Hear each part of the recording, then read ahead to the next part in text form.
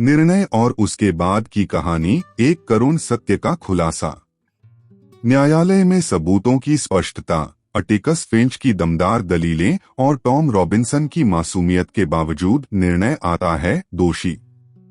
यह शब्द न केवल टॉम रॉबिन्सन की जिंदगी पर एक कठोर मुहर लगा देता है, बल्कि स्काउट और जेन जैसे बच्चों की मासूमियत भी उस पल में टूटकर बिखर जाती है। यह क्षण टू किल अ मॉकिंगबर्ड उपन्यास का सबसे भावनात्मक, सबसे झकझोर देने वाला और सबसे निर्णायक मोड़ है, जहां हम यह समझते हैं कि न्याय की परिभाषा अक्सर समाज के पूर्वग्रहों और भेदभाव के आगे हार मान लेती है। स्पष्ट सबूतों के बावजूद दोषी ठहराया जाना, न्याय की हत्या। अटिकस फिंच ने अदालत में वो सब कुछ किया जो एक आदर्श वकील करता है। उसने तर्कों से, गवाहों की जिरह से और तथ्यों के दम पर यह साबित कर दिया कि टॉम रॉबिन्सन निर्दोष है। उसने यह स्पष्ट कर दिया कि मेला यूएल झूठ बोल रही है, कि उसके चेहरे पर आए घाव बाएं हाथ से मारे गए, जबकि टॉम का बायां हाथ अपंग था। लेकिन इसके बावजूद निर्णय जो आया वह न केवल चौंकाने वाला था, बल्कि समाज की सामूहिक मानसिकता को भी उघाड़ कर रख देने वाला था। निर्णय सुनाए जाते ही कोर्टरूम में एक सन्नाटा छा जाता है, एक ऐसा सन्नाटा जो कानों को चीरता है। यह फैसला एक व्यक्ति की जिंदगी नहीं, एक पूरी व्यवस्था की सच्चाई उजागर करता है। यह दिखाता है कि कैसे नस्लीय भेदभाव, पाखंड और सामूहिक पूर्वग्रह एक मासूम की जिंदगी निगल सकते हैं, खुलेआम, सबके सामने, बिना किसी शर्म के। स्काउट और जेन की टूटती मासूमियत, भावनात्मक विघटन की शुरुआत।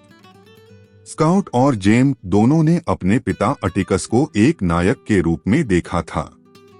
उनके लिए सच्चाई, ईमानदारी और इंसाफ वही मूल्य थे जो अटिकस ने उन्हें सिखाए थे।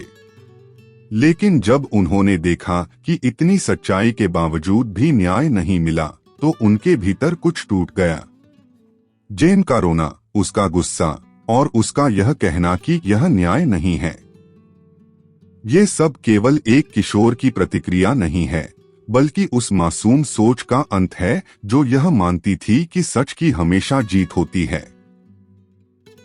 स्काउट, जो अब तक समाज को एक निर्दोष नजरिए से देखती थी, अब धीरे धीरे यह समझने लगती है कि दुनिया उतनी साफ नहीं जितनी उसने सोची थी। यह क्षण केवल बच्चों की मासूमियत के अंत का नहीं, बल्कि समाज के नैतिक पतन का भी प्रतीक है। जब बच्चे न्याय की व्यवस्था पर से विश्वास खोने लगे, तो समझिए कि समाज खुद अपने भविष्य से मुंह मोड़ रहा है। टॉम रॉबिन्सन की मृत्यु, आशा की अंतिम सांस। न्यायालय का फैसला सुनने के बाद टॉम को जेल भेज दिया जाता है। लेकिन शायद उसके भीतर यह यकीन पूरी तरह टूट चुका था कि यह दुनिया कभी भी उसके लिए न्यायपूर्ण हो सकती है। इसलिए एक दिन वह जेल से भागने की कोशिश करता है। उसके मन में शायद यह विचार रहा होगा कि वह अपनी आजादी को खुद हासिल करेगा, क्योंकि समाज ने उसे कभी उसका हक दिया ही नहीं। लेकिन जैसे ही वह जेल की बाड़ फांदने की कोशिश करता है, उस पर गोलियां चला दी जाती हैं। और यह कोई चेतावनी की गोली नहीं थी, उसे 17 गोलियां मारी जाती हैं। 17 गोलियां। क्या एक निहत्थे, अपंग व्यक्ति को मारने के लिए इतनी गोलियां जरूरी थीं? नहीं, यह कोई गिरफ्तारी की कोशिश नहीं थी। यह एक जातीय बदले की आग थी, एक घृणा का विस्फोट जो कानून की आड़ में इंसानियत को छलनी कर गया। टॉम की मृत्यु एक चेतावनी नहीं, एक सवाल है, समाज के विवेक पर, उसकी न्याय प्रणाली पर और उसके दिलों में पल रहे नफरत के बीजों पर। थीम, मासूमियत का अंत और न्याय की विफलता। इस घटनाक्रम से उपन्यास में दो गहरी और दर्दनाक थीमें उभर कर सामने आती हैं, मासूमियत की मृत्यु और न्याय की हार। मासूमियत का अंत केवल टॉम की मृत्यु तक सीमित नहीं है।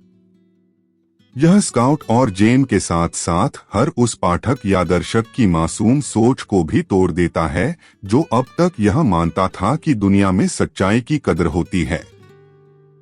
जब निर्दोष लोगों को सजा दी जाती है और झूठे सम्मानित होते हैं, तब समझिए कि समाज ने अपनी आत्मा को बेच दिया है।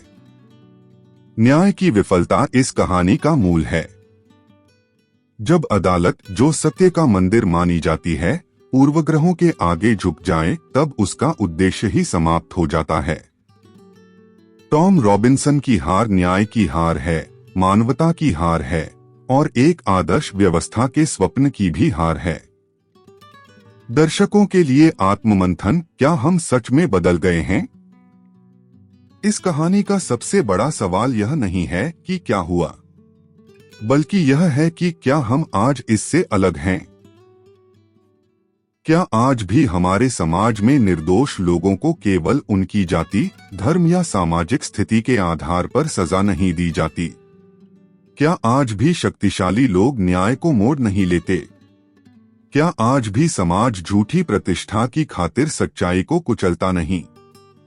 अटिकस की तरह आज भी बहुत से लोग हैं जो सच्चाई के लिए लड़ते हैं, लेकिन उनका संघर्ष आसान नहीं होता। हर अटिकस को आज भी उस समाज से लड़ना पड़ता है जो बदलाव से डरता है, जो पूर्वग्रहों की कैद में है और जो न्याय की बजाय सुविधा को चुनता है। अटिकस की आवाज आज भी गूंजती है। टू किल अ मॉकिंगबर्ड की यह कहानी केवल अतीत की नहीं है, यह वर्तमान का आईना है। टॉम रॉबिन्सन की हत्या एक आदमी की नहीं, इंसाफ की हत्या थी। स्काउट और जेन की टूटती मासूमियत समाज के खोखले मूल्यों की पहचान है। और अटिकस फिंच की लड़ाई वो आज भी जारी है, हर उस इंसान में जो सच्चाई के लिए खड़ा होता है, जो भीड़ के खिलाफ बोलता है, जो सच के लिए अकेला रहना स्वीकार करता है। हमें यह समझना होगा कि सच बोलना ही काफी नहीं होता, उसे सुनना, समझना और उस पर कार्य करना ही असली परिवर्तन लाता है। टॉम की कहानी हमें सिखाती है कि कभी कभी सबसे बड़ी बहादुरी यह होती है कि हम एक ऐसा युद्ध लड़े जिसके जीतने की कोई गारंटी नहीं, लेकिन जिसे लड़े बिना आत्मा मर जाती है। सत्य का रास्ता कठिन हो सकता है, लेकिन वही रास्ता न्याय की ओर ले जाता है। इसलिए जब अगली बार हम किसी अन्याय को देखें, तो अटिकस की तरह खड़े हों और उसकी तरह डटकर सच का साथ दें। सच कभी नहीं मरता, उसे बस कुछ आवाजों की जरूरत होती है।